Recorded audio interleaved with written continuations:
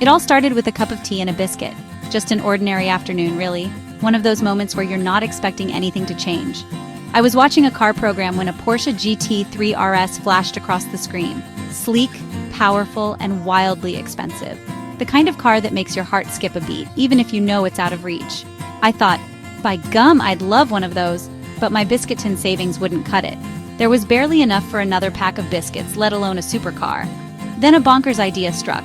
Could I turn 1,000 pounds into the price of a brand new GT3 RS, about 180,000 pounds, in just 21 days? It sounded impossible, but the thought wouldn't leave me alone. The plan: use Forex trading, something I'd only heard about from a bloke at the pub. He made it sound easy, but I had my doubts. It sounded mad, but I was up for the challenge. After all, what's life without a bit of madness and a wild goal to chase? I set up my trading station next to my modeling desk, clay on one side, flashing charts on the other. It was a strange mix of creativity and chaos. My friends thought I'd lost the plot. They laughed, shook their heads, and placed bets on how quickly I'd give up. Even my dog looked worried. He'd seen my wild ideas before, but this one seemed to take the biscuit. But the dream of cruising in that Porsche was too tempting to ignore. I could almost feel the steering wheel in my hands, the engine roaring. I was more used to making daft inventions than trading currencies. But I love a challenge. The unknown has always called to me, and this was the biggest unknown yet. The countdown began. 21 days to turn 1,000 pounds into a supercar. Every tick of the clock felt like a drumbeat pushing me forward. I had no idea what I was in for, but I was determined to give it a proper go. Win or lose, I'd have a story to tell. The goal was clear, but the path was foggy. Every step forward felt like a leap into the unknown, with no map to guide me. I imagined myself behind the wheel, the countryside flying by, the wind in my hair, and a grin I couldn't hide. With my teapot by my side, I was ready for the adventure. I knew it would be a wild ride, but I was all in. The trading screen blinked at me, full of mysterious lines and numbers. It was like staring at a puzzle I'd never seen before. I took a deep breath and clicked start. The challenge was on. There was no turning back now. And so began the wildest 3 weeks of my life. A journey fueled by hope, tea, and a dash of madness. So what is Forex trading? Imagine swapping pounds for euros at the airport, only you're doing it online and much faster. The Forex market is a global 24-hour marketplace where currencies are bought and sold. Traders bet on whether one currency will get stronger or weaker against another. If you guess right, you make money. If not, you lose. Prices move constantly, reacting to news and world events. It's a bit like trying to predict the weather. Sometimes you get it right, sometimes you get soaked. For my challenge, I used leverage. My 1,000 pounds could control much more in the market. This means bigger potential profits, but also bigger risks. It's like strapping your invention to a rocket. You might reach the moon, or blow up on the launch pad. The stakes were high, and the risks even higher. I was about to find out just how wild this ride could get. Forex trading isn't for the faint-hearted, but with a dream car on the line, I was all in. Let's see how my first week went. Day one felt like launching a new invention, equal parts excitement and nerves. I sat at my desk, heart pounding, hands a little shaky, wondering if I was really ready for this wild ride. The world of trading felt mysterious and full of possibility, like stepping into a secret club where anything could happen. I'd read about support and resistance, invisible floors and ceilings for prices. These lines were supposed to be my guide, my safety net, but they felt more like invisible tripwires I could stumble over at any moment. My plan: buy when the price bounced off the floor, sell at the ceiling. It sounded simple enough, almost like a game, but I quickly realized there was a lot more to it than just following lines on a chart. My first trade was nerve-wracking, but I made 50 pounds and felt like a genius. That tiny win sent a jolt of confidence through me, and I started to believe maybe I could really do this. The week became a blur of charts, tea, and tiny victories. Every little win felt like a trophy, and I celebrated each one with another cup of tea and a fist pump. My 1,000 pounds grew to 1,500 pounds by day 3. I watched my balance climb and felt a rush of pride, as if I'd cracked some secret code. I started dreaming of Porsche colors, yellow or silver. My imagination ran wild, picturing myself behind the wheel, all thanks to a few lucky trades. Every win felt huge. I was hooked. The thrill was addictive, and I couldn't wait for the next trade. By week's end, my account hit 2,200 pounds. I could hardly believe how quickly things were moving. I'd more than doubled my money in 7 days. It felt unreal, like I was living in a movie montage of overnight success. I thought, this is easy, I'm a natural. My confidence soared and I started to think I had the magic touch.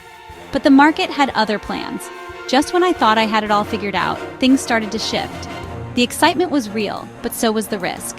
Every high came with a low, and I started to realize how quickly fortunes could change.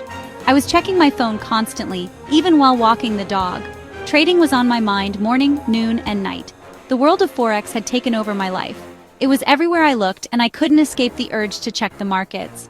I was on top of the world, until things started to go wobbly. The ground beneath me didn't feel so solid anymore. The next week would test me in ways I never expected. I braced myself for whatever was coming, knowing the real challenge was just ahead. The market was just getting started. The pace was picking up, and I could sense a storm on the horizon. And I was about to learn some hard lessons. Lessons that would change the way I saw trading forever. A week 2 began with overconfidence. I saw a perfect setup and bet big, expecting the price to drop. Instead, it shot straight through my ceiling line. My small loss grew and grew. I hadn't set a stop loss. I watched, frozen, as my profits vanished. I finally closed the trade, down 800 pounds in one go. My account dropped to 1,400 pounds. The Porsche dream faded fast. Frustrated, I tried to win it back. Revenge trading. Bad idea. I lost again and again. By day's end, I was back to 1,000 pounds, right where I started. The emotional roller coaster was brutal. The market didn't care about my hopes or feelings. I learned the hard way. Stubbornness and anger are a trader's worst enemies. I'd gone from feeling unstoppable to feeling like a fool. The thrill was gone, replaced by panic and regret. I realized I needed a new approach, or I'd lose it all. The wrong trousers moment had arrived. Everything had gone haywire. I had to regroup fast. The challenge was slipping away. Could I turn it around? Day 10 was the lowest point. Desperate, I risked nearly everything on one big trade, betting on a news event. The market went wild. My account flashed red, nearly wiped out. Then, in a twist, the price rocketed up. My balance soared. 1,100 pounds, 1,300 pounds, 1,800 pounds, 2,500 pounds. In minutes, I hit 3,000 pounds. I closed the trade, heart pounding, drenched in sweat. I'd been incredibly lucky. One wrong move from disaster. The lesson was clear. Trading on big news is like playing with dynamite. The stress was overwhelming. I knew I couldn't do that again. I'd survived by the skin of my teeth. The GT3 RS dream was alive, but barely. I needed a new plan, one that wouldn't give me a heart attack. The wild gamble had paid off, but it could have ended everything. I realized luck isn't a strategy. It was time to trade smarter, not riskier. I had to rebuild, one careful step at a time. The next phase would be all about discipline. No more reckless bets. After the near meltdown, I changed my approach. No more wild risks, just a sensible, steady plan. I wrote new rules: always use a stop loss, never risk more than 2% per trade. I focused on trends, riding the gentle river of price movement. Patience became my new superpower. I waited for the right setups, set take-profit targets, and stuck to my plan. Wins were smaller, but losses were manageable. My account grew slowly, 50 pounds here, 70 pounds there. By day 15, I was up to 4,500 pounds. Still far from a Porsche, but I felt in control. Trading became less thrilling, but much more satisfying. I was building a solid foundation, not chasing wild swings. The process was calmer. I could finally sleep at night. I was learning to be a real trader, not just a gambler. The comeback was on. I was trading like a craftsman, not a cowboy. The challenge was far from over. Even with my new plan, greed crept in, lurking in the background like a shadow I couldn't quite shake. My account was growing, and the Porsche dream whispered, "Just risk a bit more." The temptation was intoxicating, making every win feel like a step closer to that shiny car. On day 17, I saw a perfect trade, one that seemed almost too good to be true. My rules said risk 2%, but greed said go big. The internal debate was fierce, my heart pounding as I hovered over the button. I gave in, risked 10%. At first, it worked.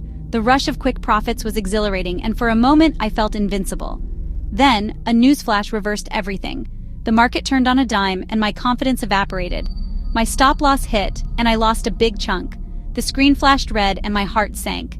The greedy monster had bitten me hard, leaving me shaken and frustrated. That loss stung, but it taught me discipline is everything. No shortcut or lucky break could replace it. The real battle isn't with the market, it's with your own emotions, the monsters inside your mind. Greed and fear make you break your plan, turning smart strategies into reckless gambles. Learning to control them is the true challenge. Mastery over self is the real victory. After that, I locked greed away and stuck to my rules, determined to never let it out again. The lesson was painful but necessary. Sometimes the hardest lessons are the ones that stick. You can't outsmart the market, but you can outsmart yourself by sticking to your plan. Discipline became my best tool, my shield against the monsters of emotion. I was determined not to repeat the mistake, vowing to learn from every setback. The Porsche dream was still alive, but I had to earn it the right way, through patience and discipline. The final days would test my resolve. Could I finish strong, or would the monsters return for one last round? I wasn't just guessing, I used a few trusty tools. Price charts and candlesticks told the story of the market. Moving averages helped me spot trends, up or down. An economic calendar warned me of big news events. After my earlier disaster, I avoided trading during market storms. But my most powerful tool was a trading journal. I wrote down every trade, my reasons, and my emotions. The journal showed me my patterns: greed, fear, mistakes. It was a mirror, helping me improve. Simple tools, but incredibly effective. They kept me grounded and focused. Trading isn't just about numbers, it's about knowing yourself. And that made all the difference. The 21 days were up. Did I turn 1,000 pounds into 180,000 pounds and buy a Porsche? Not even close. My final balance, 5,150 pounds, a 4,150 pounds profit. No supercar, but a fantastic return. Was it a failure? Absolutely not. I gained something more valuable, a real education. Forex isn't a get-rich-quick scheme, it's a serious business. The market punishes the reckless and rewards discipline. If you want to try trading, start small, use a demo account, and stick to your rules. Your biggest enemy is your own emotions. This is a marathon, not a sprint. I've gone back to making films, but I see finance differently now. Maybe I'll save up and buy that Porsche the slow way. For now, I'll settle for a nice cup of tea and a bit of Wensleydale.